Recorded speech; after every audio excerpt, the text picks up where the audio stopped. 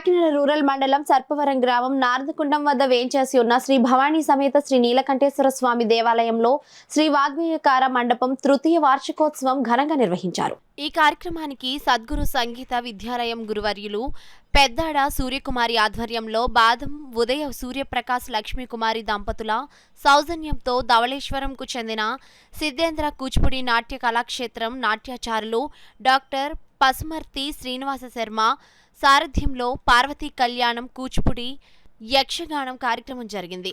కార్యక్రమాన్ని నాట్యాచార్యుడు డాక్టర్ పసుమర్తి శ్రీనివాస్ శర్మ, పెద్దాడ సూర్యకుమారిలు జ్యోతి ప్రజ్వలన చేసి పూజా కార్యక్రమం నిర్వహించి కార్యక్రమాన్ని ప్రారంభించారు.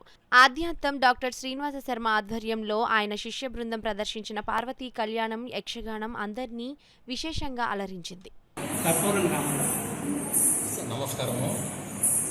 కాకినాడలోని సర్పవరం గ్రామంలో శ్రీ భవానీ సమేత నీలకంఠేశ్వర స్వామి వారి యొక్క ఆలయ ప్రాంగణంలో వాగ్గేయకార మండపంలో ఈ రోజున మా కూచిపూడి నాట్య బృందంచే కూచిపూడి యక్షగానం పార్వతీ కళ్యాణం ప్రదర్శిస్తున్నాము.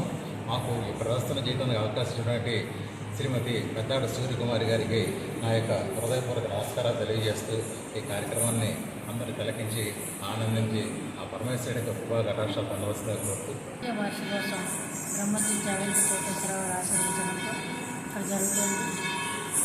పసుమర్తి శ్రీనివాస శర్మ గారి అద్భుతమైనటువంటి పార్వతీ కళ్యాణం నృత్య కార్యక్రమం కొద్దిసేపట్లో ప్రారంభమైంది. ఈ కార్యక్రమానికి శ్రీనివాస శర్మ గారు వచ్చి ఇక్కడ వచ్చినందుకు మేము కృతజ్ఞతలు తెలియజేసుకుంటున్నాం.